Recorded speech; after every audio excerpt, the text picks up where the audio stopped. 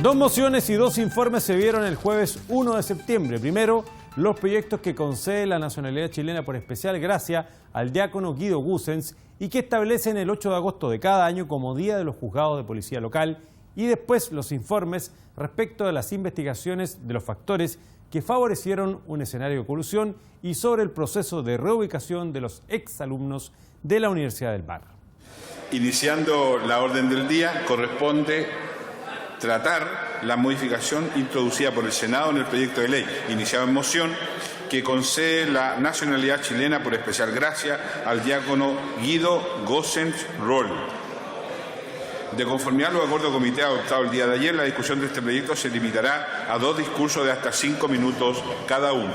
Le ofrezco la palabra al diputado señor Verdugo. Gracias, señor presidente. Este proyecto, fue aprobado por esta Cámara con una importante mayoría y vuelve, del Senado justamente porque no se mencionó el nombre completo del diácono Guido Goossens, a quien familiarmente así lo llamamos, quienes por mucho tiempo lo hemos conocido. Y por lo tanto, yo solicito, que nuevamente se apruebe, esta nacionalización por gracia, porque es un hombre que lo merece, pero por haberse dedicado toda su vida a servir a los más necesitados. Y es una persona que se caracteriza por ser sencillo, humilde, profundo, carismático y transparente.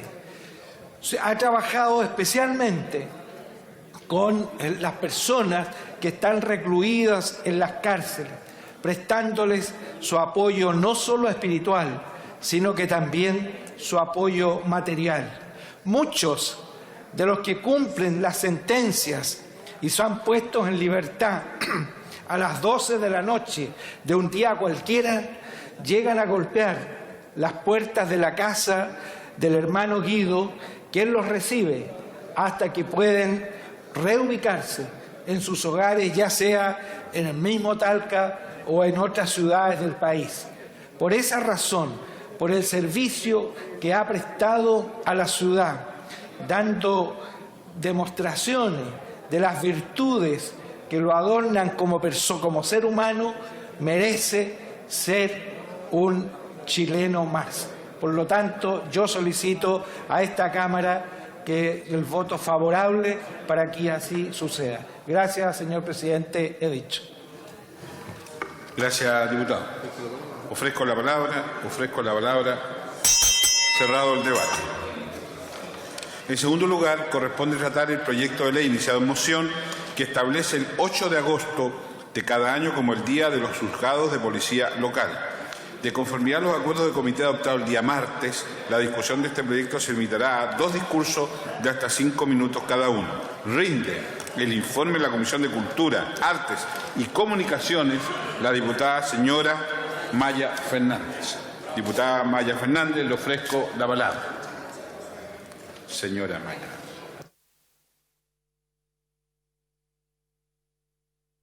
Muchas gracias, presidente. Saludarlos a todos y a todas. Honorable Cámara, la Comisión de Cultura, Artes y Comunicaciones pasa a informar en primer trámite constitucional y reglamentario el proyecto de ley de iniciativa del diputado Leonardo Soto y de los diputados Fachaín, Sergio Espejo, Daniel Farca, Daniel Melo, José Miguel Ortiz, Raúl Saldiva, Gabriel Silver, Marisol Turres y de quien habla Maya Fernández, que establece el 8 de agosto de cada año como el Día de los Juzgados de Policía Local. La idea principal del proyecto consiste, por una parte, en valorar y relevar la función que realizan hombres y mujeres que trabajan en los juzgados de policía local del país, mediante el establecimiento de su Día Nacional, y por otra parte, simbolizar con ello el reconocimiento a la importante labor que cumplen en la comunidad local, donde ejercen su competencia acercando la justicia a las personas, con verdadero sentido de servicio público. En Chile, la génesis de los juzgados de policía local la encontramos en instituciones judiciales decimonónicas, como los jueces de paz, e incluso en juzgados de inferior jerarquía, pero que pero con una gran cercanía a la comunidad y sobremanera en comunas rurales más apartadas, donde los problemas vecinales son ventilados y solucionados al alero de un tribunal que imparte justicia con un acabado conocimiento de las normas, pero también de la realidad comunitaria y de su entorno. El 8 de agosto del año 1963, cuando se publica la ley número 15.231, que fija la organización y atribuciones de los juzgados de policía local. Es este día, el 8 de agosto. Posteriormente, la ley número 18.287, de 7 de febrero de 1984, se encargó de regular de forma exclusiva los procedimientos ante estos juzgados. Lo que el proyecto quiere destacar, instituyendo el 8 de agosto como el Día de los Juzgados de Policía Local, es la importancia del aporte que tal judicatura, en especial sus funcionarios y funcionarias que laboran en estos tribunales, han realizado al desarrollo del país, consolidando su Estado de Derecho y acercando la justicia a las personas. Prácticamente existen juzgados de policía local en casi todas las 346 comunas del país. Incluso en algunas comunas más grandes existe más de un juzgado. Es decir, Chile cuenta con más de 350 juzgados de policía local, incluida la isla de Pascua. Sus trabajadores, más de 3.500, hombres y mujeres, son personas comprometidas con el servicio público, con imparcialidad, profesionalismo y así como conocimientos administrativos y jurídicos que destacan por la buena disposición en atender el llamado de los vecinos. Ahí están los jueces letrados, los secretarios abogados, pero también y en especial los más de 3.500 personas que cumplen una negada tarea de colaborar en esta administración de justicia local. Para todos ellos, este sencillo homenaje. En la Comisión de Culturas, Arte y Comunicaciones, los integrantes presentes en el debate coincidieron con su fundamento y la legítima aspiración de sus impulsores, en contar prontamente con una ley que permita el justo reconocimiento a todas las personas que con dedicación y profesionalismo dedican su actuar, dentro de sus competencias, a la solución de los conflictos, protección de los derechos y justicia local que inciden en el diario actuar de los vecinos. Por otra parte, igualmente manifestaron su total acuerdo con la moción en cuanto a establecer el Día Nacional en la ley, llamando a la buena disposición para otorgar las condiciones necesarias a sus trabajadores que permitan una merecida celebración cada 8 de agosto. Por lo expuesto, la Comisión procedió a dar su aprobación, tanto en general como en particular, por la unanimidad de los 6 de sus integrantes presentes. Señor el diputado Espinosa, diputado Farías, el presidente, Ojeda, quien está en reemplazo de la diputada de Torres, Poblete, Telier y quien habla, la diputada Maya Fernández.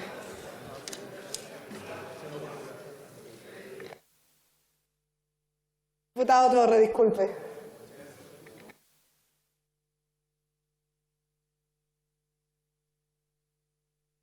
Ofrezco la palabra.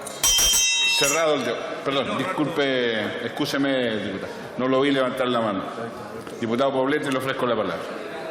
Muy breve lo que tengo que decir. Yo creo que cuando hablamos de los funcionarios de un juzgado de policía local, señor presidente, hablamos de personas que forman parte de nuestro aparataje administrativo y que día a día están allí haciendo un trabajo de hormigas que, sin lugar a duda, aporta a un mejor vivir a la ciudadanía.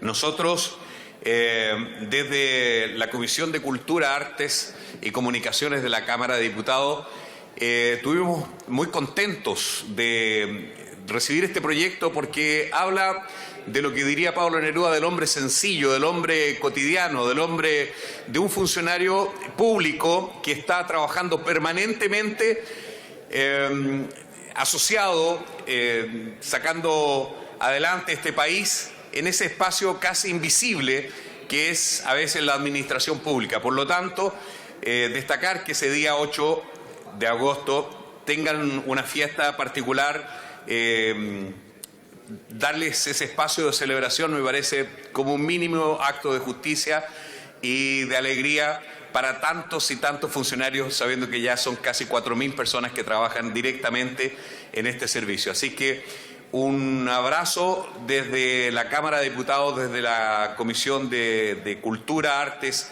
y Comunicaciones, porque creemos que este tipo de actos, este tipo de celebración la necesitamos para poner un poco de color a veces en nuestros días grises de funcionario. Muchas gracias, señor presidente. He dicho. Ofrezco la palabra. Diputado señor Jaramillo. Sí, porque no me ha dado ninguna. Gracias, presidente.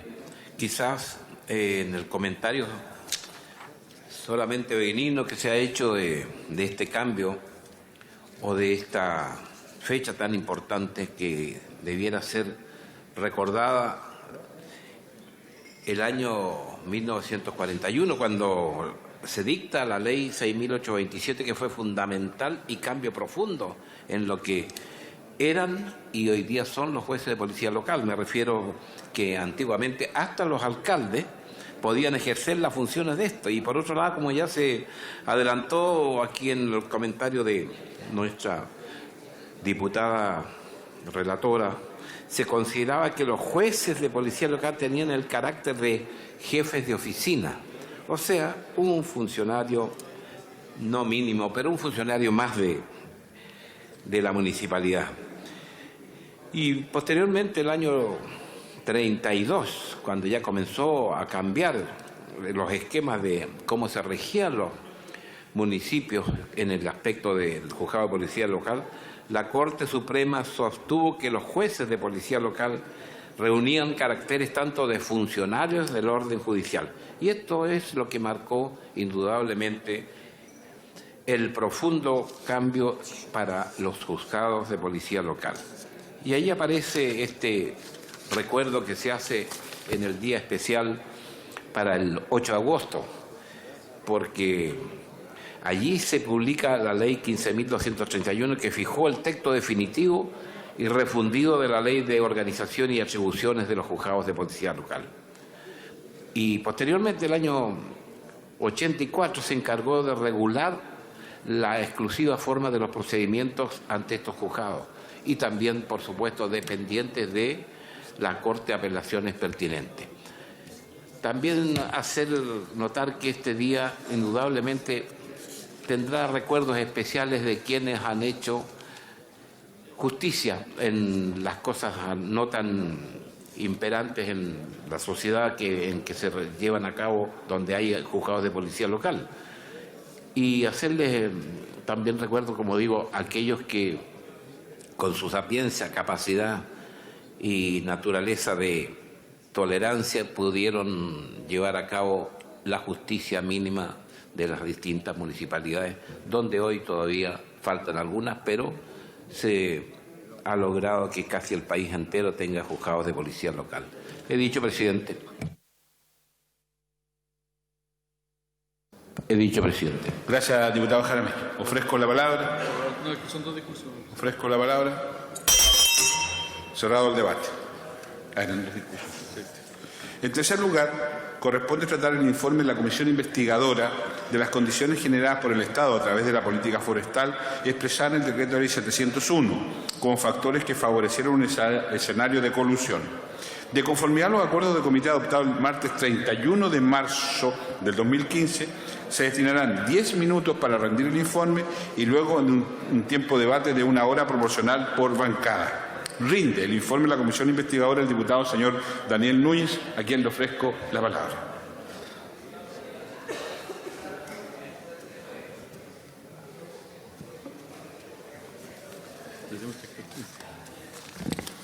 Honorable Cámara, cumplo con rendir el informe de la Comisión Especial Investigadora de las condiciones generadas por el Estado a través de la política forestal expresada en el Decreto Ley 701 como factores que favorecieron un escenario de colusión acerca de su competencia y, en particular, sobre las conclusiones y sugerencias a las que arribó la Comisión Investigadora. Bueno, en función de los 10 minutos voy a saltarme la parte protocolar de creación de la comisión y voy a pasar directo a las conclusiones y proposiciones aprobadas por la comisión para respetar los tiempos que nos dio el presidente. Es preciso consignar que en la última sesión celebrada por esta Comisión Especial Investigadora, prorrogada legal y reglamentariamente, se procedió a discutir y votar las conclusiones y proposiciones presentadas por este diputado informante que derivan del trabajo realizado en cumplimiento de su mandato. Pues en votación las referidas conclusiones y proposiciones fueron aprobadas por unanimidad, con los votos a favor de la diputada Loreto Carvajal y los diputados señores Fuad Chahín, Iván Fuentes, Carlos Abel Jarpa y quien habla. Las principales conclusiones y proposiciones aprobadas por esta Comisión Especial Investigadora fueron las siguientes. Lamentablemente, en los últimos años y con mayor frecuencia, los consumidores chilenos han sido víctimas de la colusión. Hechos emblemáticos y que han conmocionado a la opinión pública son los casos de las farmacias y los pollos. Sus autores son grandes empresas que en algunos casos forman parte de importantes grupos económicos, los cuales poseen decisivas cuotas de mercado, poder que les ha permitido administrar a su antojo el negocio y por la vía de repartirse el mercado y fijar precios, amasar suculentas ganancias. La alta concentración e integración vertical y horizontal de las empresas han permitido en Chile el florecimiento de este tipo de carteles. La colusión forma parte de los delitos económicos, o también llamados delitos de cuello y corbata, y que por su carácter altamente secreto e invisible pueden convertirse en una negativa tendencia para nuestro país. Se trata de los atentados más graves para la libre competencia, y este fenómeno se agravó luego que en el año 2003 desapareció de la legislación chilena la pena de cárcel para este tipo de delito. En octubre del año pasado, la opinión pública fue profundamente impactada por los antecedentes entregados por la Fiscalía Nacional Económica ante el Tribunal de Defensa de la Libre Competencia. En su requerimiento aportó antecedentes sobre la colusión entre las empresas de origen sueca, SCA, Chile, Sociedad Anónima y CMPC del Grupo Mate, para controlar durante 10 años los precios y las cuotas de mercado de los productos de papel tissué. Estos artículos corresponden a aquellos derivados de la pulpa del papel, siendo sus principales productos el papel higiénico, las toallas de papel, seguido por las servilletas, los pañuelos desechables y los faciales. Pero la colusión también tiene una dimensión e impacto en América Latina. El Instituto Nacional de Defensa de la Competencia y la Protección de la Propiedad Intelectual del Perú, Indecopi, detectó que CMPC se coludió en esa nación, pero con la firma Kimberly-Clark. Esto motivó que la empresa admitiera su responsabilidad y se acogiera al programa de clemencia. Este fenómeno es preocupante, porque la empresa CMPC no solo sería líder en exportar celulosa y madera, sino que también en internacionalizar la colusión. Para esta comisión investigadora fue sumamente grave que la riqueza obtenida por el cartel integrado por CMPC y SCA Chile se obtuviera perjudicando el presupuesto de cada una de las familias chilenas en productos de primera necesidad. El sobreprecio y perjuicios aún son incalculables. Los consumidores han sido víctimas de un mercado abusivo y desigual. Propuestas del capítulo: así se gestó la colusión. A diferencia de lo sucedido con otras comisiones investigadoras, el análisis de la colusión de papel confort se produjo mientras se tramitaba en paralelo un proyecto de ley que apuntaba al corazón de la colusión y otro que buscaba garantizar mayores derechos de los consumidores ante el poder de las empresas.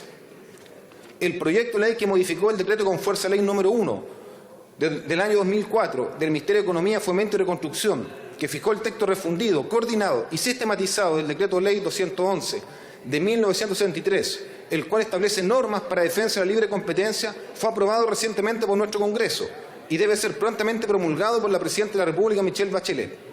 En él se encuentran presentes una serie de propuestas que, a juicio de esta comisión, permitirán subsanar las principales debilidades que actualmente nos rigen en esta materia. El más relevante es la reposición de la cárcel efectiva para este tipo de delitos y el aumento de las multas a quienes atenten contra la libre competencia. Se valora dotar a la Fiscalía Nacional Económica de la competencia legal de realizar estudios de mercado obligatorios para, de esa manera, conocer en detalle áreas de negocios que puedan tener altos niveles de concentración que lo convierten en un riesgo para la libre competencia. Se destaca asimismo las medidas que regulan el interlocking, porque no corresponde que un directivo de una empresa participe en un cargo similar de otra compañía competidora. Otra atribución interesante del proyecto de ley mencionado es establecer un régimen de control de operaciones de fusión no solo verticales, sino que también horizontales. Esta comisión también consideró necesario revisar la ley de sociedades anónimas para mejorar los mecanismos de control de los directorios de las empresas a fin de evitar prácticas colusorias. Esto porque, según CMPC, durante los 10 años que operó la colusión nunca detectaron este tipo de malas prácticas. Un aspecto relevante para limitar la concentración debe ser mediante la asignación de cuotas máximas de participación de mercado. Como la colusión no solo afectó a los consumidores, también pedimos al Ministerio de Hacienda efectuar un cálculo actualizado de los perjuicios que habría causado el Estado de Chile la colusión a raíz de las compras que se hizo a las empresas que formaron el cartel. Solicitamos que se nos haga llegar esa información vía oficio para establecer el respectivo mecanismo de compensación y analizar eventuales acciones legales. Asimismo, esta comisión también detectó perjuicios en contra de algunas pequeñas empresas del canal institucional, como Dismer. Dicha firma, dedicada a la venta de rollos de papel higiénico y productos de aseo, interpuso una querella contra CMPC por fijación maliciosa de precios. El pasado viernes 8 de julio, el Tribunal de Garantía de Puente Alto amplió por los 30 días el plazo de investigación para realizar las diligencias pertinentes. Esta es la única querella que se encuentra activa en el respectivo tribunal. Otras dos fueron recurridas a la Corte de Apelaciones para evitar que se extingan. Segundo punto, el Decreto Ley 701, Fomento Forestal. A 42 años de la puesta en marcha del Decreto 701, destinado a la ampliación de la masa forestal por parte de la Corporación de Fomento Forestal CONAF, liderada en ese entonces por Julio Ponce Lerú, esta comisión consideró que este subsidio estatal se encuentra obsoleto y que generó una serie de externalidades negativas. Durante su primera etapa contribuyó a la creación de las hoy dos grandes empresas que concentran la industria forestal y que mantienen una fuerte integración vertical y horizontal del mercado, CMPC y Arauca. Los grupos económicos Mate y Angelini, según CIPER, ingresaron a sus negocios cerca de 600 millones de dólares que el Estado les traspasó a sus empresas madereras durante 40 años para financiar plantaciones de pino y eucaliptos. Esta alta concentración económica les confirió poder de mercado, asignar cuotas y fijar precios. Manejar estos factores se tradujo en altos beneficios económicos para ambas empresas, pero con el nefasto efecto contra la competitividad del mercado. Por ejemplo, pequeños productores de madera y aserraderos no pueden competir con los precios de los grandes monopolios, tal como lo expuso la Asociación Gremial de Pequeños y Medianos Industriales de la Madera, PYMEMAD, ante esta comisión investigadora. Este modelo forestal concentrador no solo ha provocado colusión en el papel tisue con el mencionado subsidio estatal, sino que también graves perjuicios ambientales y sociales en diversos territorios, especialmente comunidades mapuches, aseguró la Agrupación de Ingenieros Forestales por el Bosque Nativo y PYMEMAD. Representante de las comunidades mapuches María Colipi, viuda de Maril, y Lop Choque de la comuna de Tirúa, región de la octava región, denunciaron ante esta comisión que la instalación de empresas forestales en sus territorios ancestrales ha significado despojo de sus tierras, destrucción del bosque nativo y falta de agua, lo que se ha traducido en la generación de pobreza y violencia. Proposiciones y sugerencias. Solicitar al Ministerio de Agricultura se sirva a acelerar el envío del proyecto de ley sobre la creación del Servicio Nacional Forestal, organismo que reemplaza a la CONAF, requisito fundamental para el diseño de una nueva política forestal. Esta comisión sugiere considerar en el diseño de los nuevos lineamientos forestales las recomendaciones hechas por la Agrupación de Ingenieros Forestales por el Bosque Nativo. A. Fortalecer el rol regulador y fiscalizador del Estado de la actividad forestal en relación con los aspectos económicos, sociales, culturales y ambientales de la misma, para lo cual también debe reformularse el sentido y orientación del sistema de bonificaciones que ha operado hasta la fecha en virtud del Decreto Ley 701 y de la Ley 20.283 sobre recuperación del bosque nativo y fomento forestal. B. Generar un genuino desarrollo local mediante el apoyo a las pymes. Mejorar la situación de los trabajadores e impulsar a pequeños propietarios agroforestales. C. Mejorar e incorporar valor agregado a la comercialización de los productos forestales para promover una verdadera competencia. Asimismo, esta comisión solicita al Ministerio de Agricultura, tal como se comprometió, a analizar las denuncias hechas por las comunidades mapuches de Tirúa sobre el eventual traspaso ilegal de tierras desde la CONAF a los grupos económicos. Esto ameritaría la eventual creación de una comisión investigadora sobre el rol de la CONAF en la privatización de territorios mapuches. También es urgente que todas las autoridades pongan atención a las denuncias de abusos policiales realizadas ante esta comisión por parte de las comunidades mapuches de Tirúa. Solicitar al Servicio de Impuestos Internos informar sobre cómo opera el mecanismo de exención para el pago de impuesto territorial en la actividad forestal. Es necesario saber la forma como se cobra, la existencia del monto de deudas, especialmente de parte de grandes empresas que no estén pagando este impuesto. Para esta comisión resulta preocupante la afirmación del Ministerio de Agricultura de que aún existen 500.000 hectáreas aptas para plantaciones forestales. Creemos que la nueva política forestal debe transitar del modelo tradicional intensivo a uno intensivo. Tercero, indemnización a consumidores. Recomendaciones. Solicitar al Ministerio de Economía, Fomento y Turismo agilizar la tramitación en el Senado del proyecto de ley que modifica la protección de los derechos de los consumidores, boletín número 9369-03. Consideramos que en ella se subsanan una serie de problemas que hoy enfrentan los consumidores y porque se dota de mayores herramientas al CERNAC.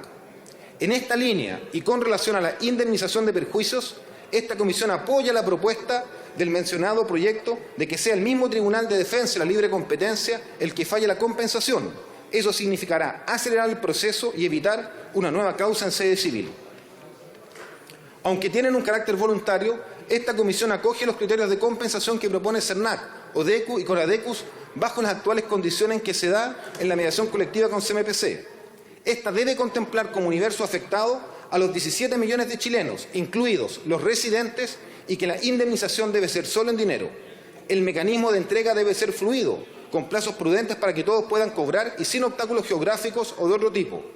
Una posibilidad es que sea a través de Banco Estado, servicio que debe ser con cargo a las empresas coludidas. Si la mediación colectiva liderada por CERNAC entre CMPC, ODECUS y CONADECUS fructífera, esta deberá ser ratificada en el tribunal donde CONADECUS presentó una demanda colectiva.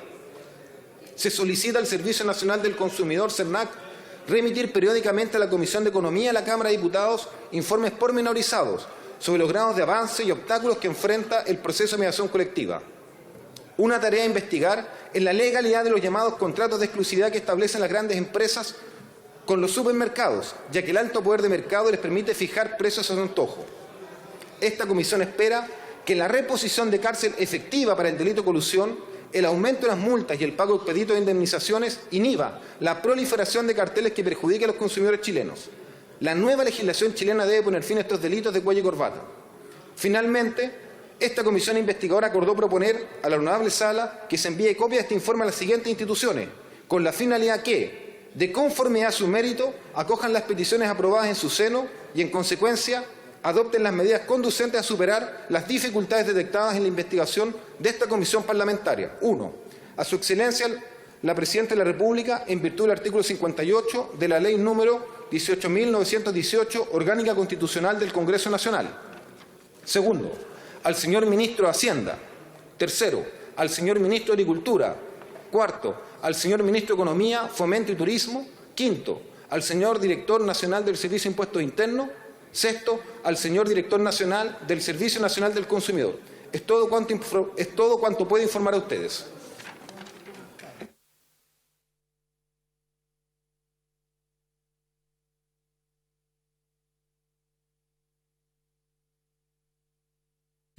Quisiera saludar a una delegación del Centro de Madres El Yeco de la comuna de Algarrobo que nos visita. Ellos están acá presentes y les queremos brindar un aplauso por su presencia y su visita. Han sido invitadas por el concejal don Ramón Marín, a quien también saludamos, entendemos que está por ahí, ahí está, y por la diputada, la señora Hoffman, que se encuentra en la testera.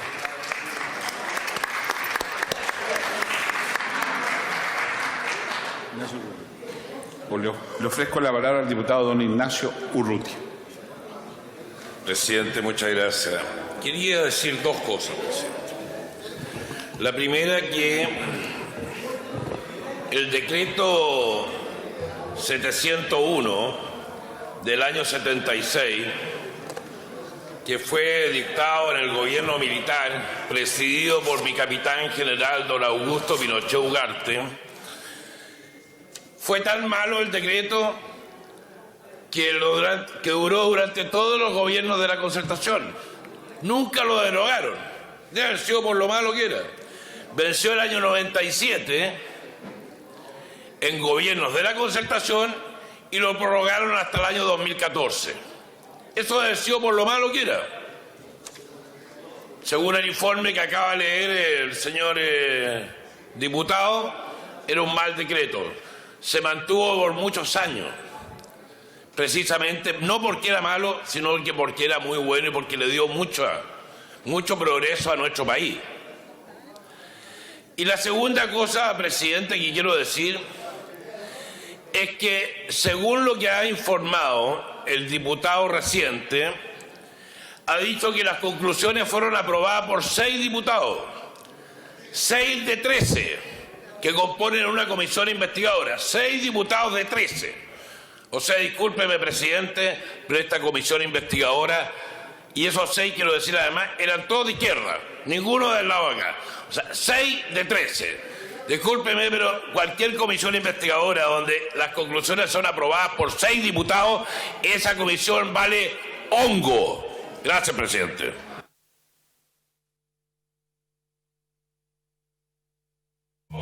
Tiene la palabra el diputado Vlado Mirosevic.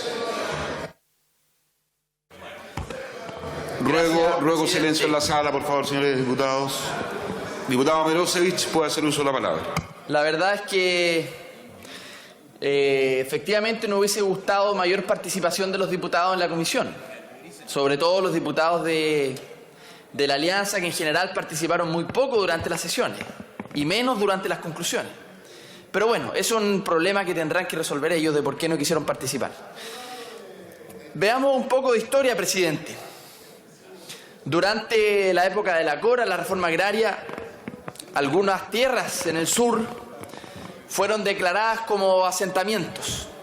Es decir, el periodo que va entre que la Cora le daba el título definitivo a estas comunidades, había un periodo previo que se denominaba asentamientos.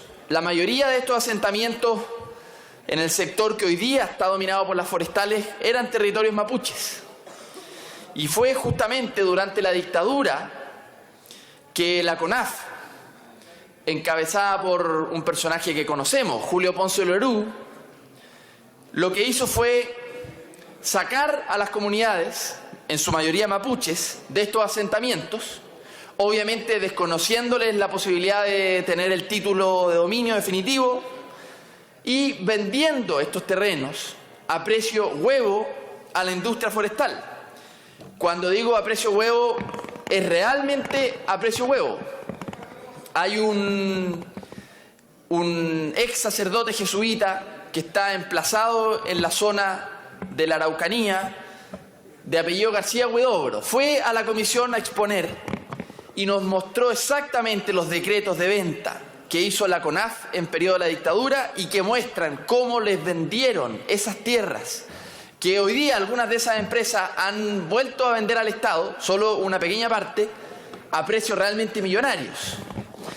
Vale la pena hacer esta historia, presidente. A mí por lo menos me impactó mucho el testimonio de García Huidobro y de las comunidades mapuches que se vieron de un día para otro despojados y desalojados de esas tierras por un claro interés. CONAF y Ponce Lerú tenía un objetivo, que era vender eso a la industria forestal.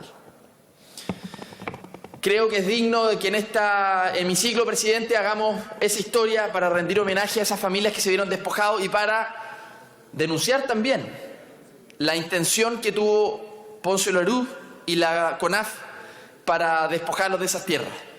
Ahí parte, bueno, la industria forestal y lo que hoy día podemos evaluar.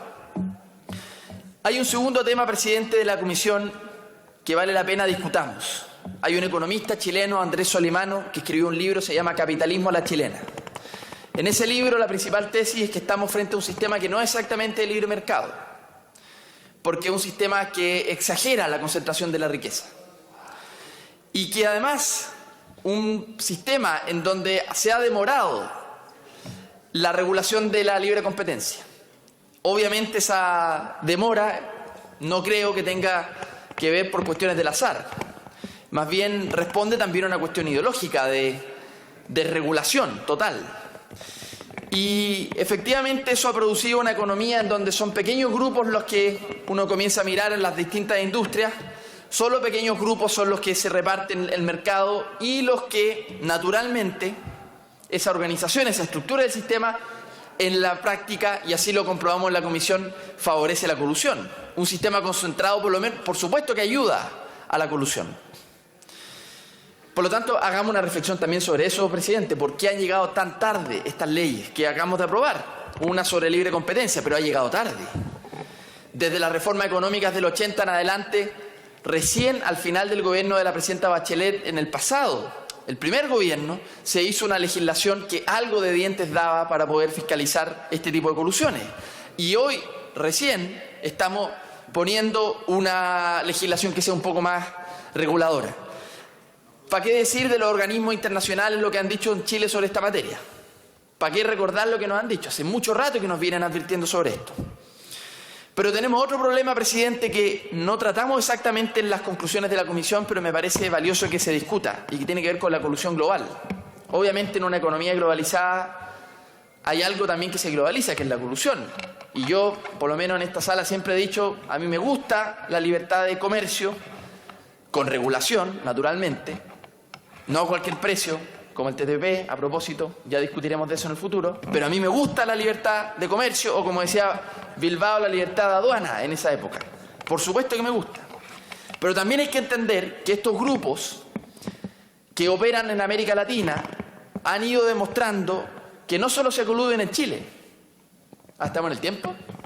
Bueno, no solo se coluden en Chile, se coluden en la región. Por eso necesitamos convenios internacionales de la Fiscalía, que las fiscalías nacionales se pongan de acuerdo. Se me acabó el tiempo, presidente. Muchas gracias. Gracias, diputado. Le ofrezco la palabra al diputado Núñez. Presidente, bueno, yo la verdad es que intervine recién dando cuenta del informe de la comisión investigadora y por lo tanto no quiero reiterar lo que ya está señalado en el informe, que creo que está bastante claro y concluyente. Pero sí, presidente, me parece, y quiero permitirme la libertad de poder hacer una reflexión respecto a la forma en la cual la normativa chilena hoy día está enfrentando los fenómenos de la colusión. Es cierto que estamos avanzando, es cierto que hemos establecido hoy día el delito de cárcel, hay varias normas importantes que se han agregado a este decreto, digamos, que busca justamente preservar la libre competencia, pero hay un tema que quedó planteado en esta discusión de la comisión investigadora y también en el debate público que ha habido respecto a estos casos de colusión, particularmente el del papel Tisué. Y es si nuestra ley tiene realmente se respeta la igualdad ante la ley, o si no tenemos en la práctica un trato preferencial, un trato de guante blanco, por así decirlo, a los delitos económicos, a los llamados delitos de cuello y corbata. Y si bien en esta materia, cuando discutimos los proyectos de ley, el gobierno expuso, también los expertos y se dieron cuenta de una serie de normas a nivel de la legislación comparada en Chile que daban cuenta que efectivamente teníamos que tener una norma, una justicia especial que juzgara los delitos económicos por su carácter especializado, por sus características, como es el Tribunal de la Libre Competencia. También es cierto que uno tiene dudas cuando ve que algunos de estos actores utilizan, como el caso de CMPC, en forma muy mañosa las atribuciones que se dan. ¿Qué quiero decir con esto? Por ejemplo, en el caso de la colusión del papel Tisué o Confort, la empresa CMPC aludió a este mecanismo de la delación compensada. Uno dice una empresa que usa el mecanismo de la delación compensada sí que está arrepentida, es sincero el que reconoce y cometió un error gravísimo. Sin embargo, se acoge a la delación compensada, pero a sus ejecutivos que mantiene contratados, como el señor Jorge Morel, cuando tienen que ir a declarar al Tribunal de la Libre Competencia, ¿qué es lo que hacen? No van a declarar. ¿Por qué? Por instrucción de la empresa. Es decir, la empresa CMPC se acoge a la delación compensada, reconoce la falta, pero a sus ejecutivos que tienen que ir a exponer ante un tribunal a reconocer los hechos que ocurrieron, les pide que no vayan a declarar y más encima los mantiene contratados. Creo que eso demuestra que no hay un reconocimiento real de la colusión, que su forma de actuar en este caso no es sincera y me parece a mí que en ese sentido se puede repetir este mismo escenario en lo que se refiere a la compensación a los consumidores. Hay una mesa de trabajo que hizo el CERNAC para llegar a un acuerdo voluntario, a una conciliación de la compensación. Sin embargo, a la fecha, esto ha tenido hasta ahora nulos compromisos, nula respuesta real. Por lo tanto, lo más probable es que esta mesa no logre funcionar y tengamos que ir en definitiva a un juicio, a una demanda colectiva contra la empresa CMPC y eso serán 3, 4 años en que la gente tiene que esperar para que reciba la justa compensación. Por lo tanto, presidente, lo de fondo acá es que si no somos capaces a través de esta legislación de combatir eficazmente la colusión, de terminar con este abuso, que es lo que la gente quiere, también sería justo que nos preguntemos, ¿vale la pena mantener esta normativa especial? Por ejemplo, el Tribunal de la Libre Competencia, yo creo que es justo que se plantee, es un tema que vamos a tener que probablemente discutir y yo espero sinceramente que estas normas hagan que estos fenómenos, que estas grandes empresas terminen de una vez por todas por algo que causa tanto daño a todos los chilenos como es la colusión. Muchas gracias, presidente. Gracias, diputado. Le ofrezco la palabra al diputado señor Venegas. Perdón, no está. Diputado señor Espinosa. Ahora sí. Muchas gracias, estimado presidente. Un gusto saludarlo a todos los colegas parlamentarios. Sin lugar a dudas, este es un proyecto de ley, mejor dicho, un informe de la investigación respecto a un proyecto de ley que fue, o un decreto supremo que fue creado en el año 1974, ¿no es cierto?, en plena dictadura militar. Y justamente uno de sus actores tiene una enorme relevancia en la región de la que formo parte, que es la 10ª región de los lagos. Me refiero a Julio Ponce Lerú. Julio Ponce Lerú comenzó, sin lugar a dudas, a cimentar lo que fueron una serie de abusos que lo llevaron posteriormente como todos sabemos, y la historia así lo determina, a lo que fue la enajenación de los bienes de la ex hacienda Rupanco, en donde afectó directamente a más de 800 pequeños agricultores de nuestra región. Y comenzó allí, en nuestra región de los lagos, a cimentar la riqueza que hoy día ostenta. Porque hoy día es propietario, abusando incluso de las leyes actuales del país, es propietario de más de 10.000 hectáreas de terreno entre las regiones de los ríos y de los lagos, en particular en las comunas de Puerto Octay, Puyehue y Río Bueno. 10.000 hectáreas respecto a lo cual hace y deshace, incluso, repito, transgrediendo las leyes actuales. ¿Por qué hago esta introducción? Porque justamente, ¿no es cierto?, este mismo señor Ponce Lerú, a quien yo he denunciado muchas veces, ¿no es cierto?, en esta Cámara de Diputados desde que tuve el honor de venir a representar a la gente de nuestra región acá, fue quien el año 1974, como director de la Corporación Nacional de Forestal, instauró este decreto de ley número 701, que favorecieron, como lo dice el informe, escenarios de colusión. Lamento profundamente las palabras vertidas en esta sala, una vez más, por el diputado de la UDI, el señor Urrutia.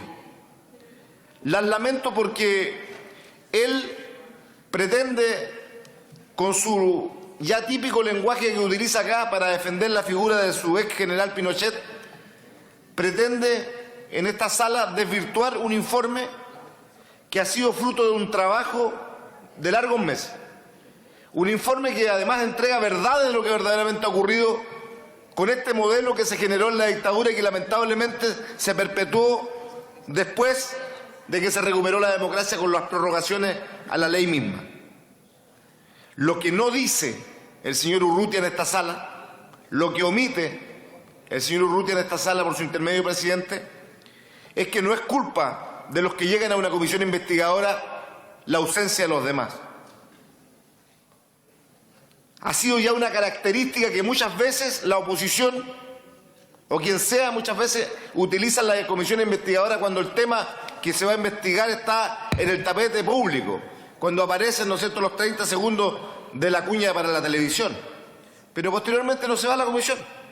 Y en este caso puntual, no es culpa de los parlamentarios que asistieron a la comisión investigadora sobre esta materia que la derecha, que la oposición, que la UDI en particular no haya participado. Es responsabilidad de su bancada a quienes determinaron, ¿no es cierto?, que lo represente en esta instancia.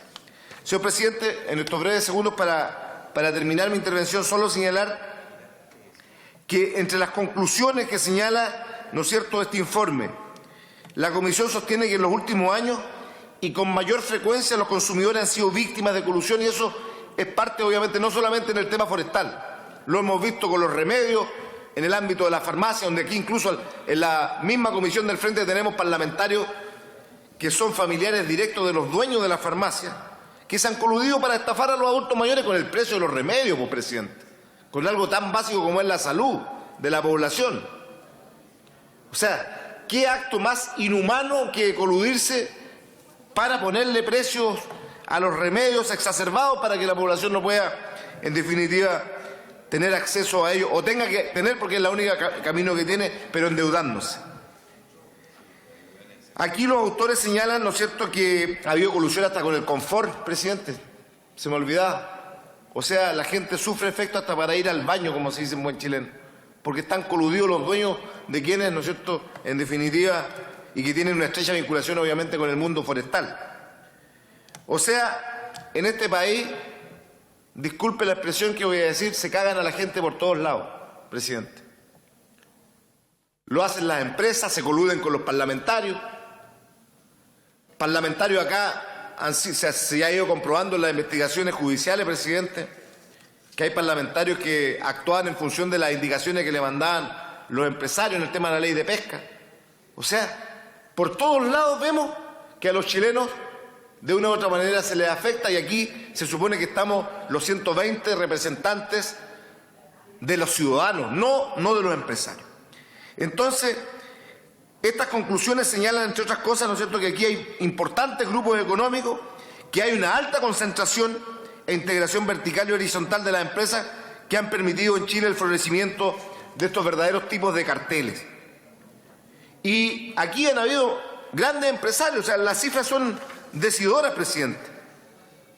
Han habido más de 868 sociedades que han sido beneficiadas, solamente en los últimos 10 años, con este tipo de colusiones que se generan, obviamente, en el tema forestal.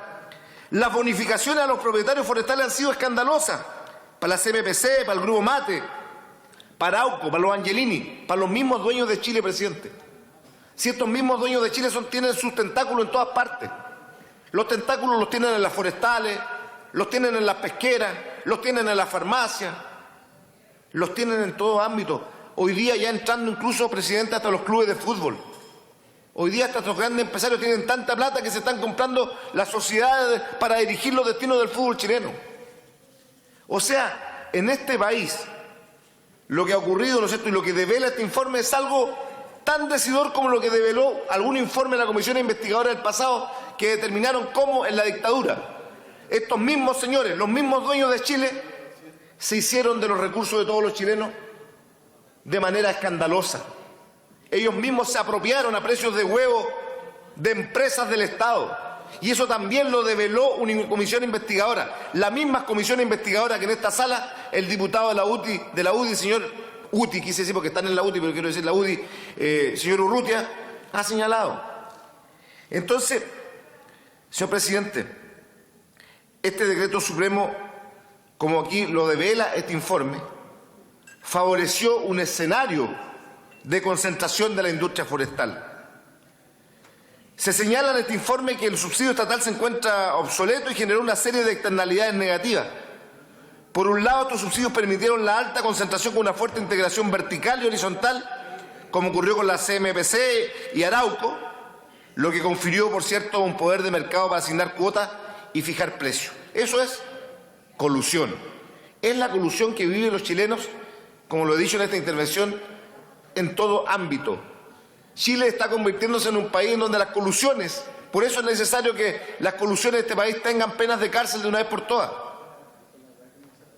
Las colusiones deben ser penalizadas en Chile, presidente, no con meras multas, porque en este país el que transgrede los derechos laborales y es sorprendido prefiere pagar multa y no mejorar su conducta. Este es el país de las multas. El mejor ejemplo de ello es la empresa de la Octava Región, que en el ámbito de la ley de pesca fue sorprendida, presidente, qué bueno que el país lo sepa, fue sorprendida con 7.000 toneladas de harina de pescado ilegal y recibió una sanción de 13 millones de pesos. Un pescador artesanal, hoy día, todavía, ya lo hemos mejorado en esta administración, pero hoy día, todavía al día de hoy, cuando estamos a 1 de septiembre, un pescador artesanal que es sorprendido con 10 kilos de almeja, como lo dijo el subsecretario de Pesca, Raúl Zunico, en la comisión, tiene multas de 1 millón a 13 millones de pesos. Hoy día. Eso se va a subsanar. Pero ese tipo de justicia ocurre en Chile hoy, todavía. Por lo tanto, estos empresarios se han hecho millonarios. Me queda un minuto.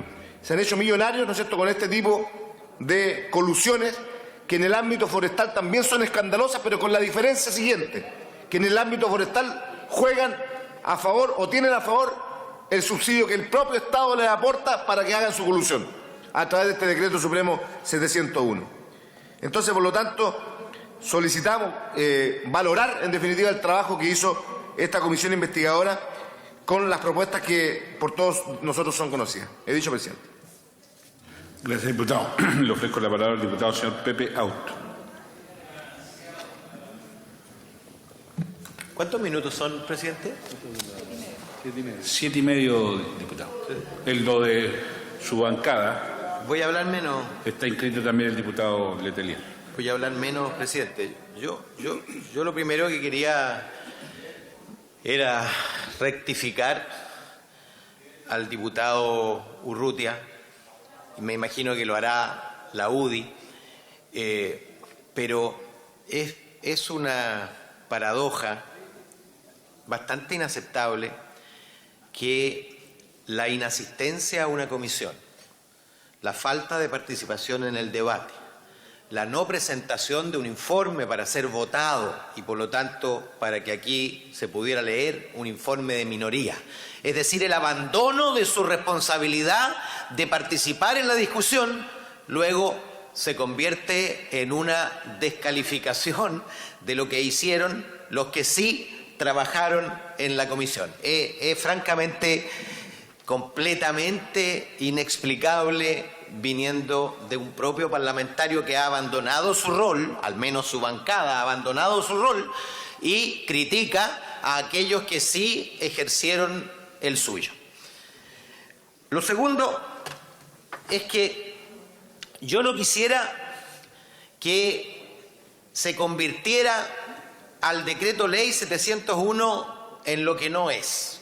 Es decir, es cierto que se produjo en el marco de la aplicación de este decreto desde el 74 hasta el 95, un proceso de concentración económica brutal, un proceso no exento de abusos, pero digamos que eso se debe a la existencia de una dictadura y no de un decreto ley. Porque, digamos las cosas como son, hace poco se discutía en Uruguay el establecimiento de un decreto ley de esta naturaleza y los liberales, me lo confirmará Ernesto Silva, estaban en contra porque quien debe resolver, dicen ellos, el desarrollo, las áreas económicas que se impongan unas sobre otras, es la mano invisible, esta se ve, la mano invisible del mercado, y no el Estado con una decisión que orienta el desarrollo económico en determinada dirección. Esto es probablemente fue en contra, bueno, fue previo, claro, al establecimiento del dominio de los Chicago en la orientación económica de la dictadura, pero digamos que jamás habrían aprobado la idea siquiera de que el Estado diga: nosotros tenemos potencialidad en determinada área de la economía y vamos a establecer un subsidio que fomente ese desarrollo.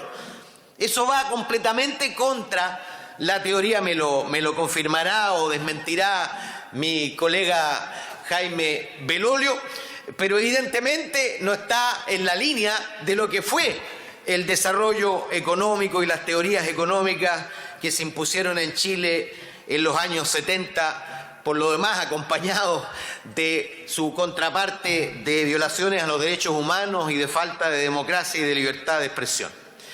Entre el 74 y el 95, que es cuando rigió el decreto ley 701 original, el país aumentó en 2 millones su patrimonio forestal. Casi la mitad fue hecha con subsidio.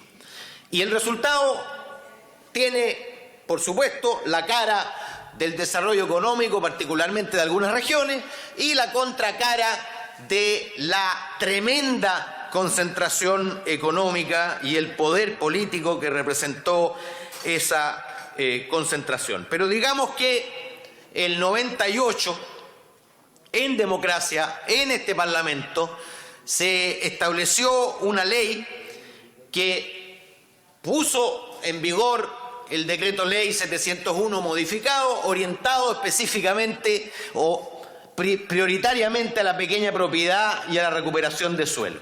Y yo creo que a estas alturas es completamente necesario que esa priorización se transforme en exclusividad.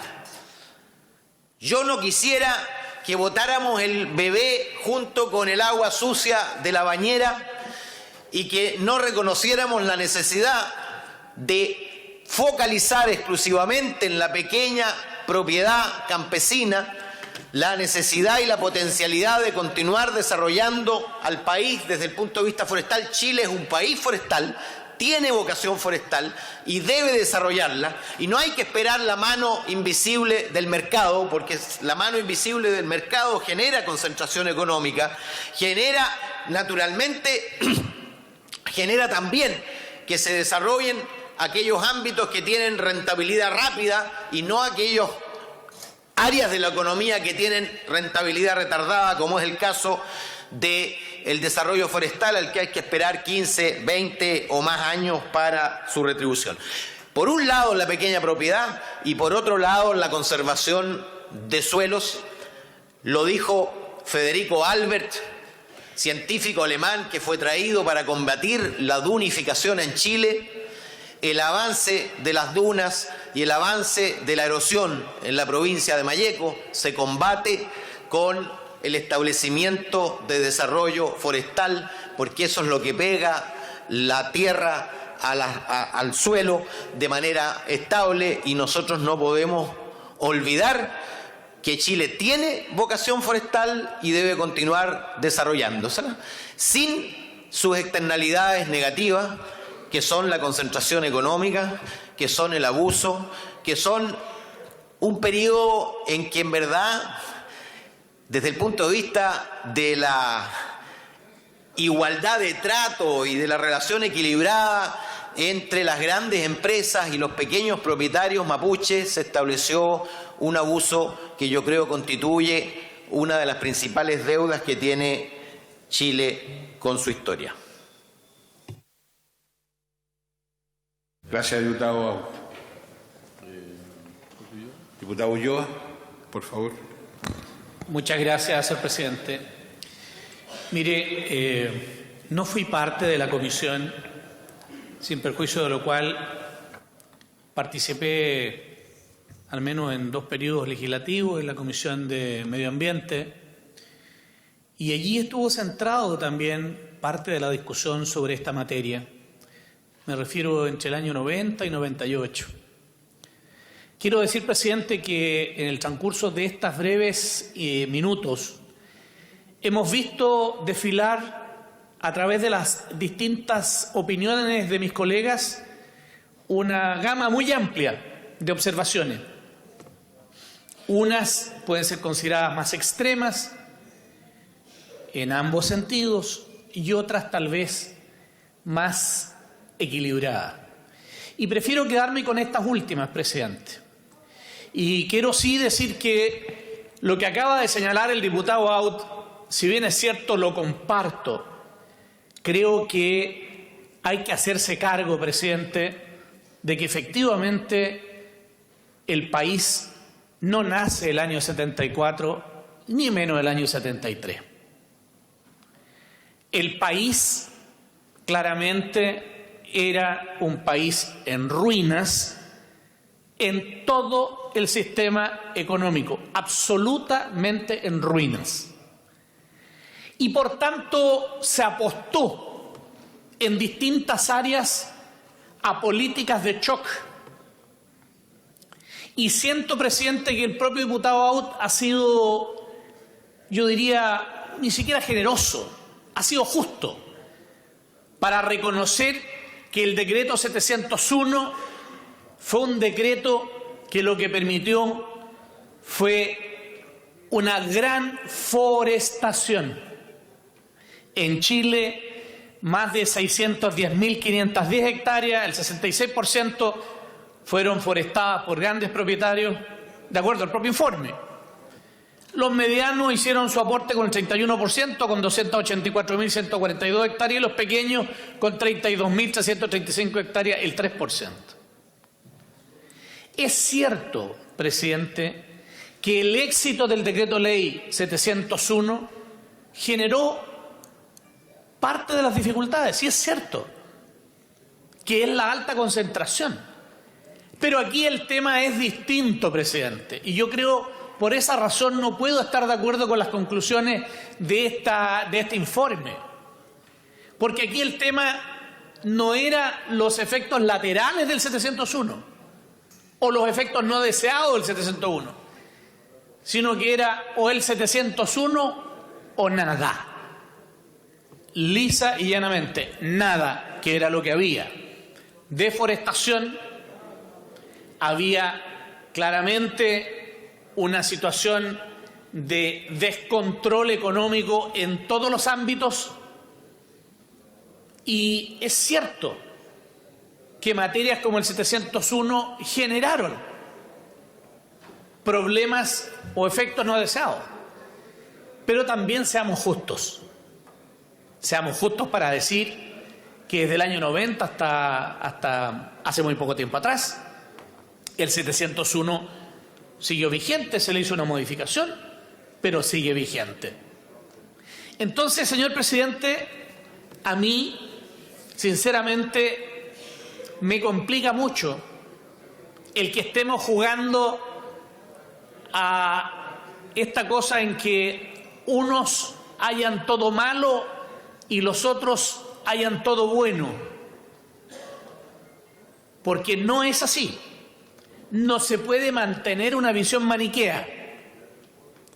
Lo que está claro es que el decreto de ley 701 permitió un rápido desarrollo, no solo económico, sino que una rápida recuperación de suelos, porque efectivamente comparto de nuevo con el diputado Segraut, de nuevo. ¿Qué comparto? Que Chile es un país con aptitud forestal y que esa aptitud forestal hay que desarrollarla. Ahora, ¿es verdad que el 701 tuvo consecuencias no deseadas? Por cierto que sí, negarlo sería una torpeza. Pero, por favor, una torpeza mayor significa decir que el 701 no fue ningún aporte. Significa que el 701 fue malo. Porque eso claramente es ignorar o es querer tapar el sol con una mano. Por esa razón, presidente, yo creo que es completamente necesario que las comisiones investigadoras... Fíjese que nosotros el día de ayer, presidente, tuvimos conclusiones de la comisión investigadora sobre el fraude al ejército y fíjese que llegamos a una conclusión conjunta, unánime. ¿Sabe por qué? Porque dejamos de lado la visión maniquea, porque estamos colocando el interés de Chile primero y no esta visión corta, breve, que incluso varios señores diputados mostraron. Quiero decir, presidente, que en esta materia, el decreto de ley 701, que genera dificultades, estas dificultades pueden y deben ser corregidas. Y no creamos que por lo que se hizo se corrigieron todas. Pero resulta necesario seguir observando con el propósito de seguir mejorando. Lo que no podemos hacer, presidente, es desarmar un camino andado, pero lo que es peor, un camino andado que ha tenido éxitos, pero que también tiene sus sombras. Lo que tenemos que hacer en consecuencia es dar luz a esas sombras, es mejorar lo que sea posible y no desandar todo aquello que se ha andado, pero que además le ha demostrado al país que tuvo naturalmente cuestiones extremadamente positivas para el desarrollo del país, para el desarrollo de las regiones y para el desarrollo de las personas. He dicho, presidente. Gracias, diputado. Diputado Jarpa, le ofrezco la palabra. Gracias, presidente. Señor presidente, creo que ha sido interesante lo que hemos escuchado hoy día, porque lo que señala esta comisión investigadora era precisamente el tema de la colusión en el decreto supremo 701. Y junto con eso creo que es interesante las dos últimas intervenciones de mi colega Aut y el diputado Ulloa, porque yo creo que aquí una reflexión sobre la comisión investigadora. A mí me hubiera gustado que los parlamentarios que tenían la UDI y en Renovación Nacional en esta comisión, si no estaban de acuerdo con estas conclusiones, hubiera habido un informe de minoría. Yo creo que eso es lo que yo quisiera reiterar, de que estamos teniendo comisiones investigadoras en nuestra Cámara y que muchas veces no llegan a las comisiones más de 4 o 5 diputados. Creo que eso es importante. Y al menos podría quedarse al final en las conclusiones estudiar quienes estuvieron para tener también un informe de minoría. En este sentido, y con respecto al decreto el 701, yo quiero decir que el tema que ocurrió en los sectores rurales, porque no solamente voy a hablar de los temas, por supuesto, que ocurrió en la Araucanía o en los terrenos del pueblo de la Araucanía con el pueblo mapuche. También ocurrió lo mismo en los sectores rurales, por ejemplo, en la provincia de Ñuble. En la provincia de Ñuble, el decreto supremo 701, que por supuesto ha traído consecuencias económicas y que le ha permitido además la colusión de las grandes empresas, ha significado que en el año 90 la provincia de Ñuble tenía un 54% de su población en pobreza y un 25% de indigencia. Consecuencias precisamente se disminuyó lo que era la economía tradicional en esa provincia, como era el tema de la producción de trigo, remolacha, por todo lo que significaba cuando se bajaron las cifras arancelarias.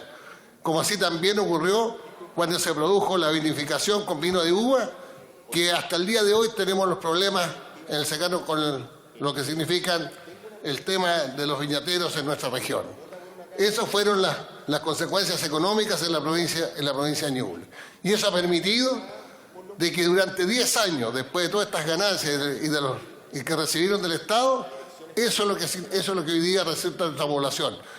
Y esa es la razón que con todos estos resultados, ¿qué es lo que ve nuestra población? Ve que nosotros en el Parlamento, que donde se ven que son las leyes que deben regular esto, no hemos cumplido nuestro rol. Yo creo que eso es lo más importante. Yo creo que no logramos evitar los abusos que han hecho las grandes empresas con nuestra gente más humilde. No solo con todos, pero especialmente con la gente más humilde. Eso es lo que yo quisiera señalar con respecto a esto. El segundo punto que yo quiero reiterar. Está en el tiempo, diputado. Termino, presidente. Lo que quiero reiterar es que lo que necesitamos ahora es que se envíe el proyecto de ley que se cree el Servicio Nacional Forestal para que reemplace a la CONAF, que es de servicio público, para que efectivamente haya una política forestal intensa, más que extensa, para precisamente recuperar nuestro suelo y para que vaya en beneficio de todos los chilenos. He dicho, señor presidente. Gracias, diputado. Le ofrezco la palabra al diputado Letelier, diputado señor Venegas, diputado señor Belolio, le ofrezco la palabra. Gracias, señor presidente. La verdad es que la interpelación del diputado Aut es interesante por varias razones. Primero, cuando él habla de la mano invisible y la visible, obviamente con una provocación para ver si nosotros contestamos o no. Pero la primera es que yo quisiera recordarle al diputado Aut que la mano invisible fue algo que se escribió en 1776, es decir, 200 años antes que los Chicago Boys. Pero antes de eso, antes de leer la típica frase que algunos descontextualizan y obviamente les gusta a la caricatura, escribió un libro previo, que es mucho más importante que ese, que se llama La teoría de los sentimientos morales. ¿Y por qué es mucho más importante? Porque es allí donde se sienta la base que te dice cuándo va a funcionar esa mano invisible y cuándo no. Y la primera cuestión muy relevante para que funcione es que tiene que haber un marco normativo de confianza en el cual pueda entonces hacerse una asignación eficiente. Porque el mercado, a pesar de que algunos lo ven como una persona con cara, pies, mano, no es otra cosa que una herramienta, es un mecanismo. Y así como un cuchillo en manos de un doctor hace el bien, en manos de un delincuente hace el mal. Un mercado con reglas adecuadas va a tender entonces hacia la eficiencia, y uno con reglas inadecuadas, en donde existan fallas, no va a conducir al mismo fin. Por ello es que hay un rol del Estado de manera permanente en asignar esas canchas, en dejarlas para que puedan funcionar adecuadamente. En economía, de hecho, hay una cosa que se llama un óptimo de Pareto, y que es esa tensión entre la distribución y la eficiencia. Hoy día los debates que estamos teniendo en Chile no son solamente sobre eficiencia, como eran en el ciclo antiguo de la política, sino que son sobre también distribución, sobre justicia, sobre una dirección normativa. Y por ello es que estamos discutiendo algunos que se sienten avergonzados del Chile de los últimos 30 años y otros que no nos sentimos avergonzados del Chile de los últimos 30 años. Pero sí queremos cambiar las injusticias del Chile de los últimos 30 años. Entonces, es paradójico de que aquí se critique al 701 porque no era focalizado al mismo tiempo que promueven políticas sociales universales, por excelencia no focalizadas. Es una buena paradoja. Yo sí creo que tiene que haber una acción del Estado decidida en focalizar los recursos a quienes más lo necesitan. Y por eso tienen que haber impuestos progresivos, por eso no es el dinero el que tiene que impedir que los jóvenes talentosos puedan ingresar a la educación superior. Entonces, qué bueno que estemos de acuerdo, primero, en que los subsidios del Estado no pueden ser universales, sino que tienen que ser focalizados. Gracias. En segundo lugar, muy bien, los derechos sociales son súper importantes, pero el contenido de ellos son todavía más relevantes. Porque como sabemos hay constituciones en todo el mundo que están muy bien escritas, son preciosas, pero no significan nada, sino que es el contenido de ellos lo esencial. Y en segundo lugar, hace un tiempo atrás estuve con una persona de la Embajada China y me regaló un libro de Xi Jinping. Es un libro muy entretenido en donde habla sobre la mano visible y la mano invisible. Y pareciera que el diputado Aut, no sé si lo habrá leído o no, porque está muy cerca de lo que dice el propio Xi Jinping, en donde el Partido Comunista Chino declara de que la asignación eficiente de los recursos se tiene que hacer a través del mercado y que eso ha sido un aprendizaje por parte de la economía socialista de mercado. Vaya paradoja en la expresión. Pero es interesante porque cuando uno lee ese tipo de declaraciones se da cuenta de que, claro, quizás aquí el PC chino estaría sentado quizás con el diputado Aut. Otra cosa que también es interesante de discutir, y yo también le agradezco, es la defensa del libre mercado. La colusión es algo que ataca el centro de una economía y una sociedad libre. ¿Por qué? No solo porque quienes se coluden le meten la mano al bolsillo a los consumidores, a las personas, les están robando a las personas, sino que además están haciendo trampa. Y al hacer trampa, le hacen un hoyo precisamente a eso que decía inicialmente, a esa asignación eficiente. Entonces aquí se decía, mire, que haya pena de cárcel, qué bueno que ya lo aprobamos. Y nosotros la defendimos con mucha fuerza, porque le hace un doble o un triple daño a una sociedad libre. Así que qué bueno, diputado Aut, que estemos de acuerdo en que hay que focalizar las asignaciones del Estado y no universalizarlo, en que hay que defender la libre competencia porque eso promueve una sociedad más justa y que tenemos que tener un marco normativo que es el que nos guía hacia adelante y no solamente eslóganes que nos dejen llevar obnubilando la razón y simplemente con el puño en alto decir qué cosas sí y qué cosas no. Hoy día la discusión es sobre lo justo y no solamente sobre lo que a algunos le parece que es lo que puede mover más en Twitter o en Facebook. Muchas gracias, presidente. Por 2 minutos 28 le ofrezco la palabra al diputado señor Letelier. Gracias, presidente. En verdad, presidente, no vamos aquí a demoler la forma como nació el 701 y a quién benefició. Pero lo que no es menos cierto que aquí el tema de los impactos ambientales, señor presidente, de verdad se tomaron con una ligereza hasta el día de hoy, lo que ha causado el 701 con este fomento al desarrollo forestal del país. Me consta en la octava región, sobre todo en el secano costero, cómo las forestales echaban abajo todo lo que era bosque nativo porque molestaba el bosque nativo, molestaban las plantaciones autóctonas con las que se tienen que alimentar las aves, presidente. Pero hay una pregunta que hay que hacerse. ¿Por qué en las comunas donde está este desarrollo, entre comillas, forestal, muy fuertemente apalancado por el 701, presidente, existen las más altas tasas de pobreza? Es una buena pregunta. Si realmente esto ha sido un desarrollo, un auge, a la economía nacional, pues qué pena. Le pongo el ejemplo de la comuna de Portezuelo, en Ñuble, Coblemo, Ranquil, qué sé yo, por poner algunos ejemplos. Y la verdad es los impedimentos que tuvieron los vecinos, los campesinos para ingresar a las forestales era de carácter no autoritario, sino que policiaco. Señor presidente, la redirección de 701 tiene que ser una realidad y no taparle el ojo al macho con que aquí vamos a redireccionar para darle a los pobres o a los medianos y finalmente terminan los mismos poderosos beneficiándose con ese decreto de ley en el que después terminan en lo que es la colusión con mismos fondos del Estado, de la plata de todas las chilenas y todos los chilenos. Por eso es que esta comisión investigadora tiene sentido y lo digo en un sentido positivo. Aquí no estoy denostando de que porque fueron los poderosos.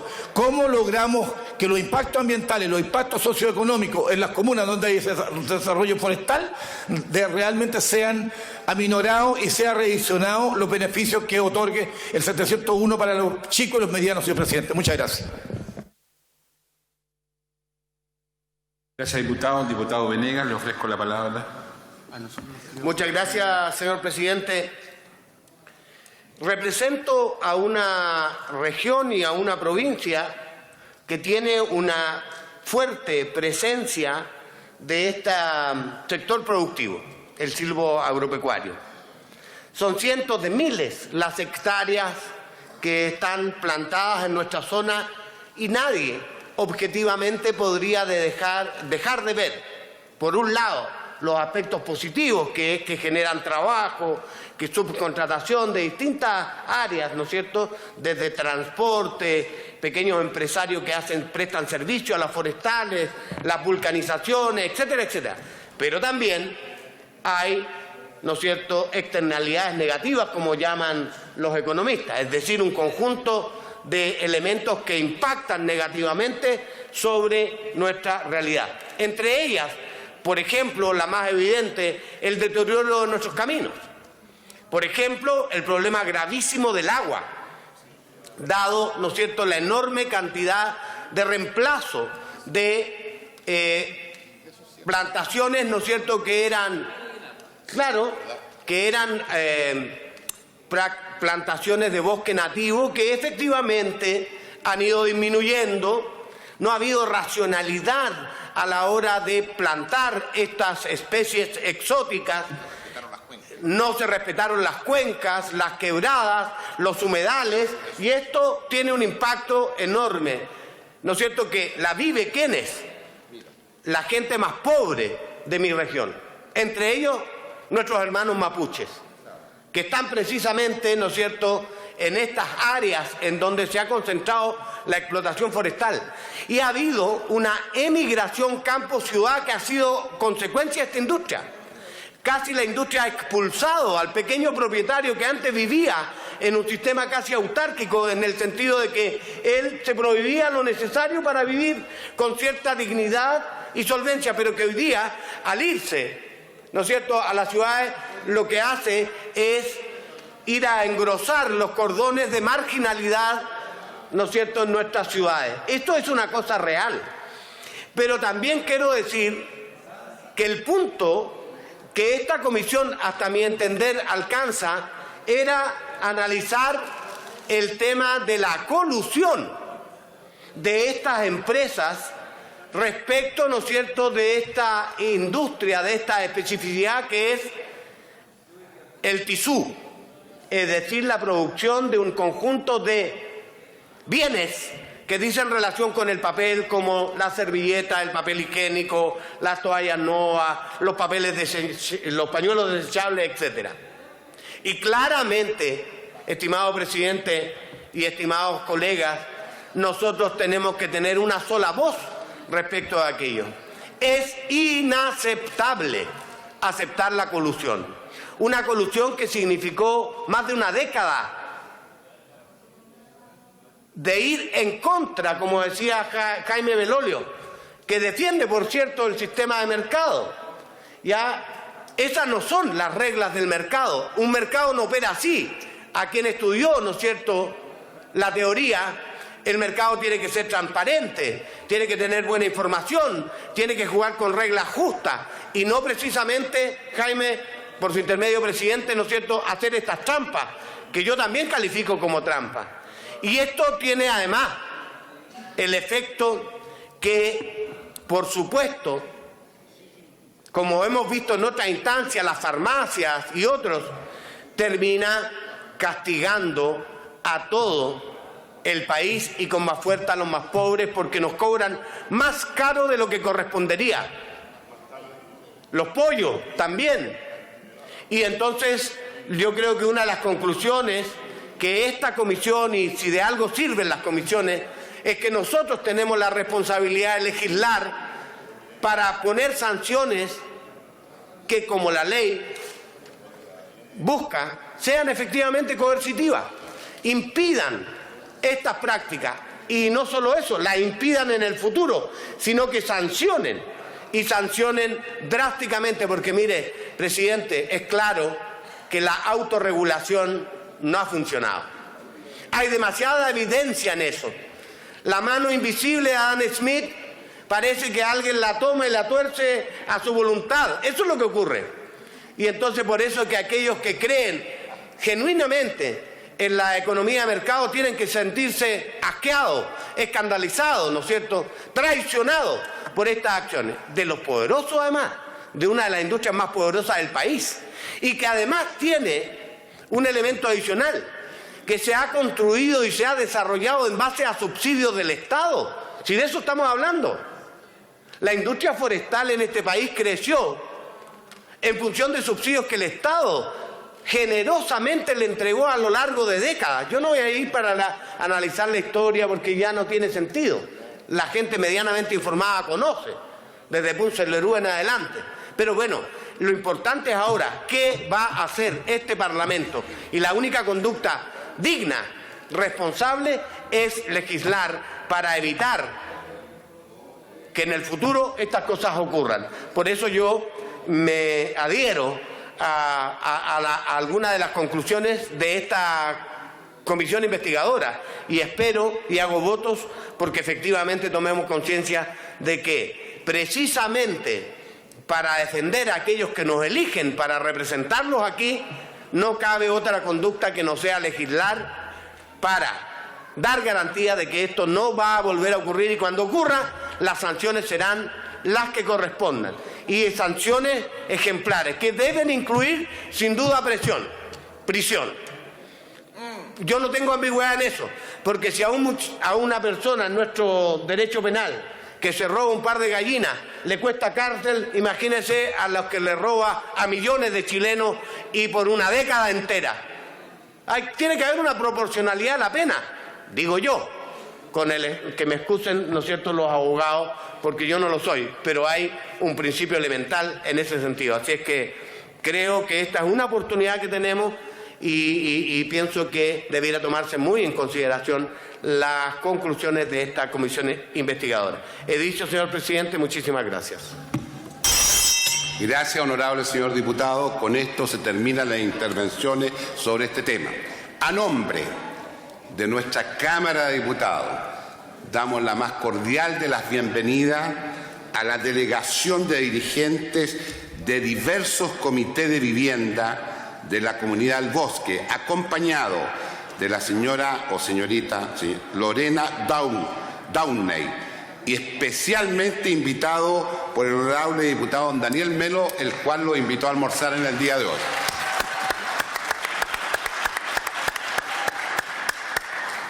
Muy bien.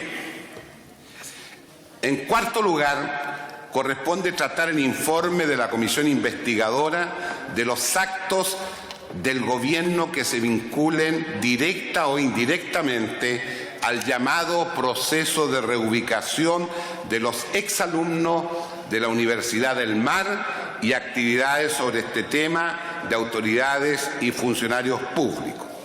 De conformidad a los acuerdos de comités que se adoptaron este 31 de marzo del 2015, se destinarán 10 minutos para rendir el informe y luego un tiempo de debate de 1 hora proporcional por bancada. rinde el informe de la comisión investigadora el honorable señor diputado Jaime Belolio, al cual le ofrezco la palabra. Muchas gracias, presidente. Aprovecho de saludar también a todos quienes hoy día están con nosotros. Yo soy diputado por San Bernardo, así que estamos muy cerca ahí de la comuna del Bosque. Honorable Sala, paso a informar las conclusiones y proposiciones de la Comisión Especial Investigadora de los actos del Gobierno que se vinculen directa e indirectamente al llamado proceso de reubicación de los exalumnos de la Universidad del Mar y actividades sobre este tema de autoridades y funcionarios públicos.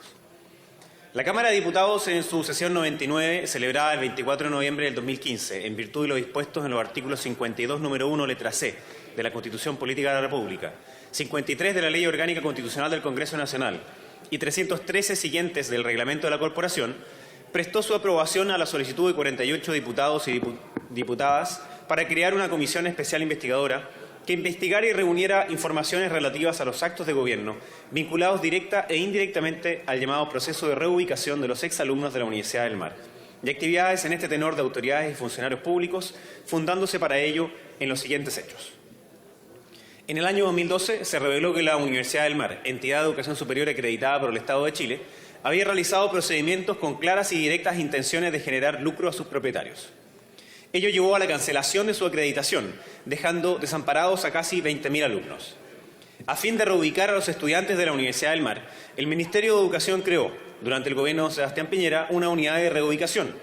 La mencionada unidad de reubicación, cuya gestión tiene continuidad en la administración de la presidenta Michelle Bachelet, realizó convenios con cerca de una veintena de universidades, institutos profesionales y centros de formación técnica para que estas instituciones dieran continuidad de estudios a los alumnos de la Universidad del Mar.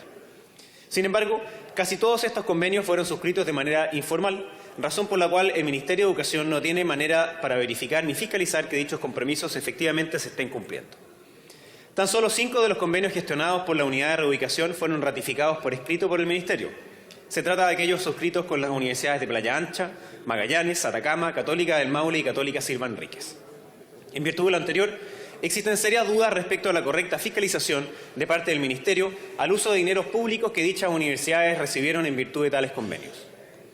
En este sentido, parece necesario despejar las dudas que surgieron luego de la firma de los contratos, a través de los cuales hubo traspaso libre de fondos fiscales, sin el posterior control y rendición de cuentas de dichos fondos, lo que podría ayudar a que los dineros públicos no hayan sido utilizados en beneficio de los alumnos reubicados, sino que para fines ajenos a la necesidad que los justificó. Por otra parte, muchos de los alumnos de la Universidad del Mar, irritados por la tardía tramitación de la ayuda comprometida por parte del Ministerio de Educación, optaron por autorreubicarse, ingresando por sus propios medios en otras instituciones de educación superior, comenzando sus estudios desde cero.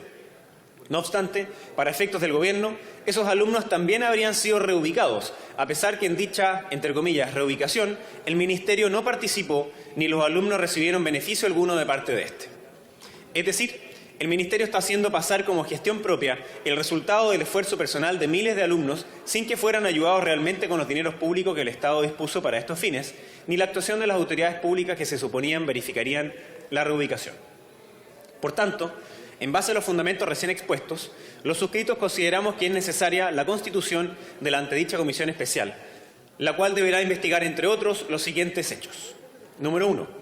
Participación del Ministerio de Educación en los hechos relatados, en especial de los ministros y ministras del ramo desde el año 2012 a la presente fecha. Número 2. Conocimiento y participación de otras autoridades o funcionarios públicos, cualquiera sea su régimen contractual con el Estado respecto del proceso de reubicación de los exalumnos de la Universidad del Mar. Número 3. Vínculos, convenios, mutuos, donaciones, pagos y otras operaciones de cualquier tipo, clase o naturaleza, desarrolladas o verificadas por las autoridades, funcionarios o reparticiones públicas hacia entidades educacionales privadas y o públicas de nivel superior en relación con el proceso de reubicación de los exalumnos de la Universidad del Mar, así como también la verificación del correcto uso de recursos públicos en dicho proceso y el cumplimiento de las condiciones por las cuales tales pagos fueron realizados. Número 4. Articulación y mecanismos de interacción existentes entre autoridades políticas de gobierno e instituciones privadas y o públicas de educación superior para la implementación de la reubicación de los exalumnos de la Universidad del Mar. La Comisión celebró 16 sesiones en el cumplimiento de su cometido y procedió a escuchar las opiniones y declaraciones de la ministra y subsecretaria de Educación, del rector de la Universidad de Playa Ancha, de la directora ejecutiva de la Comisión Ingresa, del superintendente de Insolvencia y Reemprendimiento, de la coordinadora del proceso de cierre de la Universidad del Mar, del presidente del Consejo de Defensa del Estado, del jefe de la División de Educación Superior del Ministerio de Educación, del ex encargado de la administración de cierre de la Universidad del Mar, del rector de la Universidad Católica Silva Enríquez, de la rectora subrogante de la Universidad Católica del Maule, del rector de la Universidad de la República y del ex ministro de Educación y actual ministro secretario general de la Presidencia. Asimismo, durante todo el desarrollo de esta investigación, se contó con la asistencia y participación de la vocera de los exalumnos de la Universidad del Mar, señorita Susana Yacaman Mondaca, acompañada de la asesora jurídica de los estudiantes de esa universidad, señorita Valesca Concha Cisterna. Finalmente, y luego de haber escuchado a los invitados y estudiado los documentos y hechos que motivaron esta investigación, la Comisión aprobó por unanimidad de votos las siguientes conclusiones y proposiciones.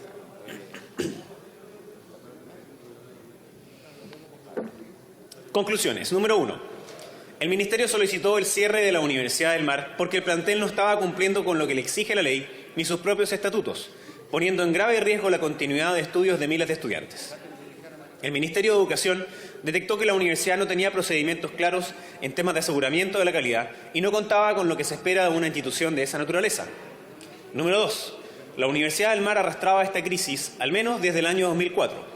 Los antecedentes institucionales y de público conocimiento remiten a síntomas de crecimiento descontrolado, detrimento de la calidad educativa, directivos con títulos falsos, incumplimiento de sus estatutos, entre otros problemas, en directo perjuicio de los estudiantes, lo que dio lugar al decreto de cierre en la institución. Número 3. Hoy aparece como un error el que las autoridades de la época hayan decidido y que las actuales autoridades hayan mantenido dicha opción, que las instituciones receptoras de estudiantes vía beca de reubicación solo utilizaran las mallas curriculares de la propia Universidad del Mar, cuando uno de los fundamentos del decreto de cierre fue la fragmentación de gestión de las distintas sedes y carreras que llevó a que existieran aproximadamente 500 programas distintos. Esto implicó costos millonarios para el Estado y escaso beneficio para los estudiantes, quienes reciben títulos desvalorizados que pueden afectar gravemente su empleabilidad. Número 4. Ligado a la conclusión anterior, nos encontramos con que la llamada beca de nivelación académica tenía sentido dentro de un contexto que, precisamente, los estudiantes reubicados, aun cuando tuvieran que aumentar los años en que debían cursar sus carreras, se pusieran al nivel de los demás educandos de las casas de estudio receptoras. A pesar de lo anterior, con los antecedentes recabados por esta comisión, no se pudo determinar la viabilidad de estas adecuaciones, toda vez que esta Cámara no ha recibido registros sobre el trabajo realizado por el Ministerio, las universidades receptoras y los estudiantes para estos efectos. Número 5. No cabe duda de que el proceso ha sido confuso y en muchos aspectos informal. Sin perjuicio de lo anterior, en la actualidad se han realizado algunas modificaciones legales y administrativas que han permitido ampliar la cobertura de los beneficios, entre las cuales se destacan la Ley 20.799, que otorga reajuste de remuneraciones a los trabajadores del sector público, concede aguinaldos que señala y concede otros beneficios que indica para el año 2015. Y en virtud de su artículo 32 se modificó el requisito de haber estado matriculado en la Universidad del Mar a mayo del 2013, retrotrayéndolo a diciembre del 2012, dando con ello cobertura a aproximadamente 3.750 estudiantes. Se replicó lo mismo en la Ley de Presupuesto para los años 2015 y 2016. La Ley 20.905, que regulariza beneficios de estudiantes, sostenedores y trabajadores de la educación que indica, y otras disposiciones, mal llamada miscelánea, para el pago de becas retroactivas en instituciones que no evacuaron información oportuna, concretamente la Universidad de las Américas y la Universidad USINF, beneficiando aproximadamente a otros 500 estudiantes. También por actos administrativos, tales como la modificación de la fecha de cierre de la Universidad del Mar al 28 de febrero del 2018, la creación de la beca en beneficio de apoyo para estudiantes de la Universidad del Mar, que se administra en convenio con JUNAEP, las modificaciones del convenio con la Universidad Playa Ancha. Además, en virtud de quejas de los estudiantes en áreas de la salud de haberse construido laboratorios con los recursos obtenidos con motivo de su reubicación y que no ocuparon, la Universidad Playa Ancha otorgará diplomados sin costo para los alumnos de la Universidad del Mar. La implementación de una glosa en los títulos de la Universidad del Mar, donde conste que se han estudiado en virtud de convenios de movilidad. Ello incluso ya se ha implementado con el Instituto de Salud Pública para los efectos del registro de prestadores del área que maneja dicha institución. Existen antecedentes de una falta de diligencia por parte de las autoridades responsables de la reubicación de los estudiantes de la Universidad del Mar para coordinar el proceso. fiscalizar que los recursos públicos que fueron traspasados directa e indirectamente a las instituciones que recibieron alumnos de la Universidad del Mar, tanto en virtud de los convenios formales, informales y por autorreubicación de los alumnos, fueran utilizados en directo beneficio de dichos alumnos o que su destino final tuviese relación con el proceso de reubicación. Número 7. Sobre la existencia de soborno por parte del rector de la Universidad del Mar, don Héctor Zúñiga Salinas, y como contrapartida el delito de cohecho por parte de don Luis Eugenio Díaz Corbalán, la Comisión tomó conocimiento de la sentencia recaída en los autos RUC 12000-84351-0 y RIT 4799-2012 del octavo Juzgado de Garantía de Santiago, y en él se establecen los hechos que resultan esenciales, a saber, el acusado Luis Eugenio Díaz, aprovechándose de su posición y funciones públicas desempeñadas dentro de la CNA en calidad de comisionado, y el presidente interino de la CNA, se concertó con el rector de la Universidad del Mar, el acusado Héctor Zúñiga. A continuación sigue, a cambio de pagos por dicha labor ilícita de beneficios económicos a favor de tercero. Sigue, para colaborar indebidamente con ellos en sus respectivos procesos de acreditación institucional. Producto de la obtención de la acreditación ante la CNA durante el año 2011, la Universidad del Mar obtuvo más de 3.500 millones de pesos solo por el concepto de crédito con aval del Estado, que constituye un crédito que el Estado avala para los resultados para los estudiantes que se matriculan en instituciones de educación superior que se encuentren acreditadas ante la CNA, recibiendo el 2012 otros 2.700 millones de pesos aproximadamente. Es decir, el fallo no solo deja establecido la existencia de los ilícitos mencionados, sino además la relación causa-efecto respecto de la obtención de los beneficios del CAE y sus montos. Número 8. Es lamentable la falta de voluntad e iniciativa, tanto del Ministerio de Educación como de la mayoría de las universidades del Consejo de Rectores de las Universidades Chilenas, el CRUCH, para concretar la reubicación de los alumnos de la Universidad del Mar en esas casas de estudio. A saber, el mayor porcentaje de alumnos fueron reubicados en universidades privadas. Proposiciones que fueron acordadas además de manera unánime. Número 1. Proponemos enviar los antecedentes recabados por esta comisión al Consejo de Defensa del Estado para que éste evalúe la presentación de una acción legal que apunte especialmente a condonar las deudas que poseen los ex estudiantes de la Universidad del Mar con esta institución. Número 2. A los delitos cometidos por las autoridades de la Universidad del Mar y funcionarios de la Comisión Nacional de Acreditación, soborno y cohecho, para la obtención de la acreditación fraudulenta de esta universidad, se suma la negligencia y desidia por parte del Estado en los procesos de fiscalización y control, lo que permite, finalmente, que la citada Casa de Estudios perciba ingentes recursos por el crédito con garantía estatal, que hoy constituyen un gravamen para los alumnos que no han recibido finalmente el servicio educacional. Se propone al Ejecutivo buscar una fórmula que implique la extinción de la obligatoriedad o reintegro de las sumas pagadas. Número 3. Aparece como una necesidad la de tipificar aquellas conductas que derivan de enriquecimiento ilícito o de apropiación indebida para aquellas personas que cumplen funciones de dirección o control sobre las instituciones privadas de educación superior. Número 4. Nuestro país necesita con urgencia reconstruir su sistema de aseguramiento de la calidad de la educación superior, que cautere la fe pública, el derecho a la educación y que vele porque las instituciones de educación superior cumplan con los estándares de excelencia que de ellos se espera. Ello requiere que los organismos que forman parte de este sistema operen efectivamente vinculados, coordinados e integrados, como en verdad debe ocurrir dentro de un sistema. El sistema de aseguramiento de la calidad debe ser capaz de entregar la información necesaria a estudiantes y sus familias de manera que ellos, al optar por estudiar en alguna institución, puedan encontrar toda la información necesaria según intereses y condiciones. Número 5. En los dos ámbitos del sistema de aseguramiento, licenciamiento y acreditación, el Ministerio de Educación debe liderar y coordinar la relación entre las instituciones de Estado, el Consejo Nacional de Educación y la Comisión Nacional de Acreditación, o el órgano que la reemplace, como a su vez la relación del Estado con las instituciones oferentes de educación superior. Para ello, se requiere fortalecer y cambiar la institucionalidad y gobernanza de la educación superior mediante la creación de una subsecretaría de educación superior y de una superintendencia de educación superior. Número 6. Del mismo modo, se requiere de cambios profundos al sistema de acreditación que asegure independencia y probidad de sus miembros y que eleve sus estándares. La acreditación debe ser un proceso que dé cuenta de condiciones de excelencia que el Estado pueda garantizar, sin perjuicio de velar y supervigilar los procesos a que dé lugar, en vista al mejoramiento continuo. Para ello, se necesita de una institucionalidad de acreditación autónoma.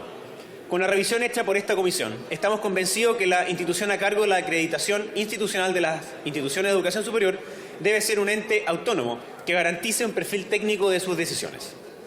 Número 7.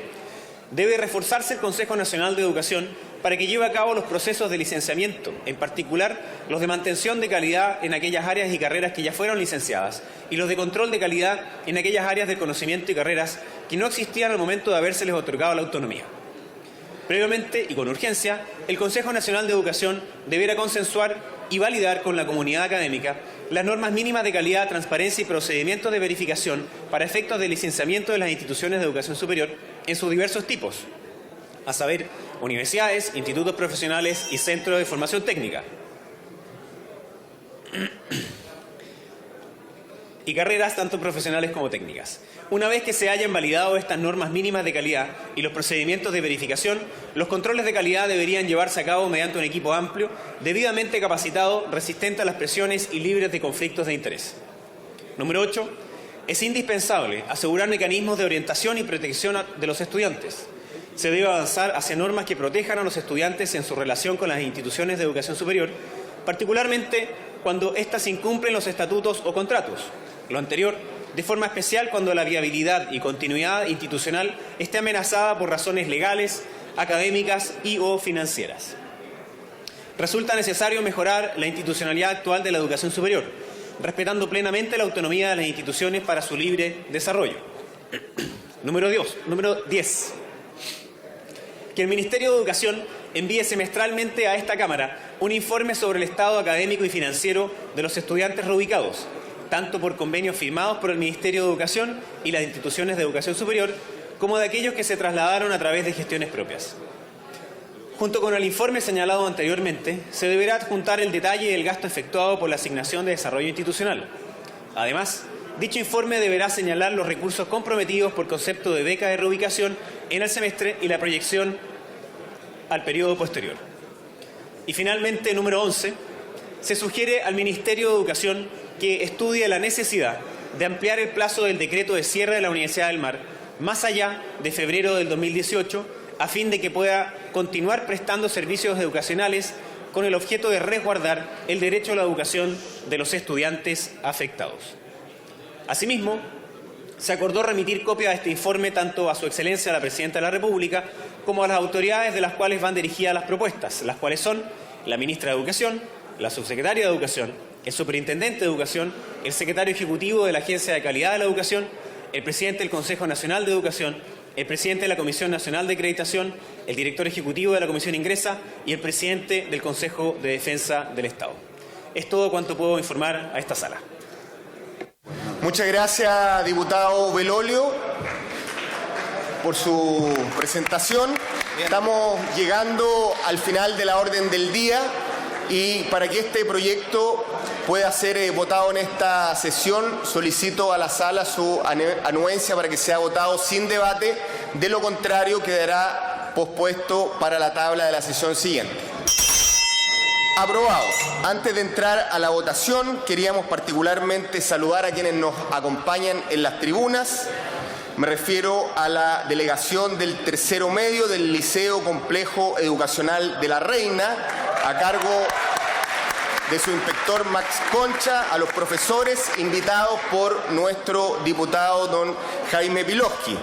También saludar en las tribunas a los dirigentes sociales de la comuna de Conchalí que nos acompañan también desde las tribunas, invitados por el diputado aquí presente, don Daniel Farcas. También nos acompaña la delegación de dirigentes sociales de Talagante, acompañados por don Marcos Zamora y Rodrigo Cornejo, invitados por parte del diputado Juan Antonio Coloma, y también los saludamos desde las tribunas.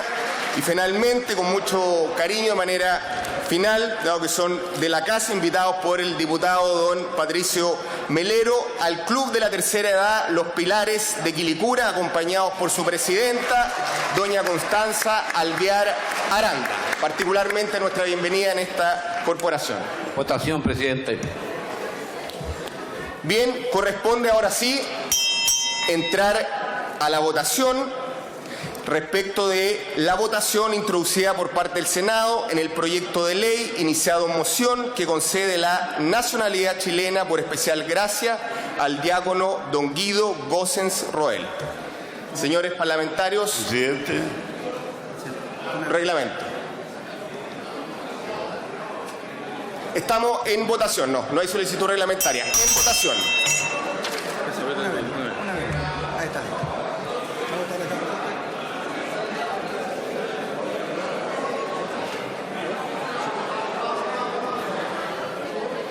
Bien, han votado todas las señores y señoras parlamentarias. Cerrada la votación. Por la afirmativa, 67 votos y 12 abstenciones.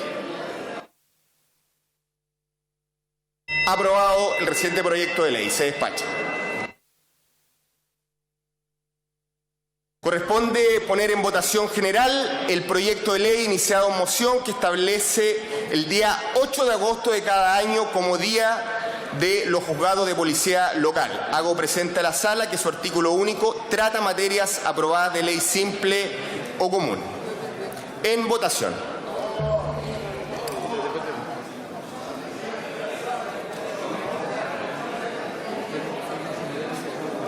Muy bien, no viendo más, han votado todos los parlamentarios y parlamentarios, se procede a cerrar la votación.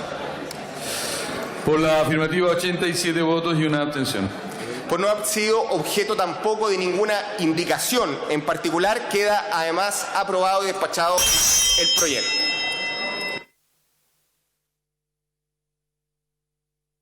Y en votación el informe de la Comisión Especial Investigadora de las condiciones generadas por parte del Estado a través de la política forestal expresada en el decreto ley número 701 como factores que favorecieron a un escenario de colusión. Señoras y señores parlamentarios, en votación. ¿Han votado todas las señoras y señores parlamentarios?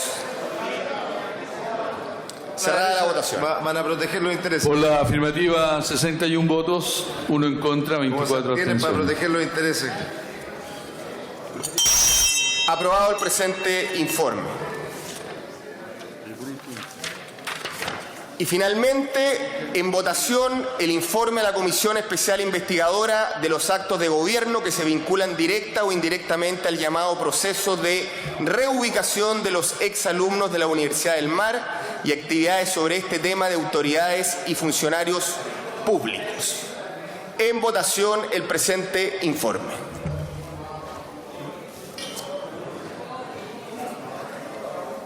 ¿Han votado todas las señoras y señores parlamentarios? Cerrada la votación. Por la afirmativa, 90 votos. Aprobado el presente informe. Diputado Farías, tema reglamento. Sí, no solamente aprovechar de desearle un muy feliz día y cumpleaños a nuestro querido colega y diputado Tucapel Jiménez, que cumple harto años. Muy bien, toda la corporación se suma a las felicitaciones a nuestro colega don Tucapel Jiménez. Desde ya todas nuestras felicitaciones. Con esto se cumple la tabla y la orden del día de hoy y se procede a levantar la sesión y que tengan una muy buena semana de trabajo y fin de semana también los colegas parlamentarios. Muchas gracias. La sala despachó con 67 votos a favor y 12 abstenciones la moción que concede la nacionalidad chilena por especial gracia al diácono Guido Gossens y remitió a segundo trámite al Senado tras sumar 87 votos afirmativos y una abstención, la que establece el 8 de agosto de cada año como el Día de los Juzgados de Policía Local. También esta jornada se ratificó con 61 votos a favor, 1 en contra y 24 abstenciones el informe de la Comisión Especial que investigó las condiciones generadas por el Estado a través de la política forestal expresada en el Decreto Ley 701 como factores que favorecieron un escenario de colusión y que presidió el diputado Daniel Núñez. Nosotros valoramos que se haya repuesto algunas de las medidas que permiten realmente combatir la colusión, como es el delito de cárcel, en una legislación que votamos justamente cuando estaba transcurriendo el quehacer de esta comisión investigadora. Ahora, de los aspectos que se destacan en esta comisión, yo quiero señalar que también esta comisión constata que la colusión en el papel confort está estrechamente vinculada a la existencia en la práctica de 3 grandes empresas que controlan todo el mercado forestal. Esas empresas son las dueñas en la práctica de todo este sector económico y eso hace que sea muy fácil coludirse, incluso exportando estos modelos de colusión a otros países, como se reconoció en el caso de Perú. A eso hay que agregar también que este modelo forestal también ha tenido impacto en la región, particularmente en la zona de las comunidades mapuches, en la 10ª, en la 9ª y en la 8ª región, y recibimos varias denuncias respecto a que el yerno de Pinochet, Julio Ponce Lerú, fue director de la CONAF en los años 70, fue justamente uno de los articuladores de estas ventas ilegales que se hicieron de terrenos mapuches a empresas forestales, lo cual ha impedido que estas comunidades se desarrollen y por otro lado ha favorecido toda la expansión de este modelo de colusión, donde la concentración en grandes empresas, sin lugar a dudas, es un elemento determinante. Así que yo valoro mucho el quehacer de esta comisión investigadora y hemos hecho varias recomendaciones de este tipo que esperamos sean atendidas también en el marco de los cambios normativos y legislativos que tienen que producirse para que el combate a la colusión sea eficaz y nunca más en Chile tengamos empresas que roben el dinero de todos los chilenos a través de estos aumentos artificiales de precios, como fue el caso del papel tisué. Lamentablemente es un informe parcial, con una visión muy sesgada, que da cuenta de problemas reales que se suscitaron con el decreto ley 701, pero no da cuenta de los éxitos del 701, que permitieron reforestación en el país, que permitieron un desarrollo cuando estábamos con la economía en el suelo. Sin ninguna duda que, por cierto, que este es un instrumento, y como todo instrumento puede ser perfectible. De hecho, los gobiernos de la concertación y de la nueva mayoría lo han mantenido. Entonces llama poderosamente la atención que hoy día solo se vea la parte negativa o los efectos no deseados. Pero lo importante en esto es que estamos hablando de un instrumento que permitió un mejoramiento sustantivo, pero evidentemente que también tiene su lado negativo. Y eso es lo que hay que perfeccionar y hay que buscar. Por eso lamento mucho que en este informe se haya impuesto solo la tesis de mirar el vaso medio vacío y no la parte del vaso medio lleno. Antes de finalizar, les contamos que el voto unánime de 90 diputados respaldó el informe de la Comisión Especial que indagó los actos del gobierno vinculados directa o indirectamente al llamado proceso de reubicación de los exalumnos de la Universidad del Mar y que entre múltiples puntos propone enviar los antecedentes recabados al Consejo de Defensa del Estado para que evalúe la presentación de una acción legal que apunte a condonar las deudas que poseen los ex estudiantes de esta universidad con esa institución.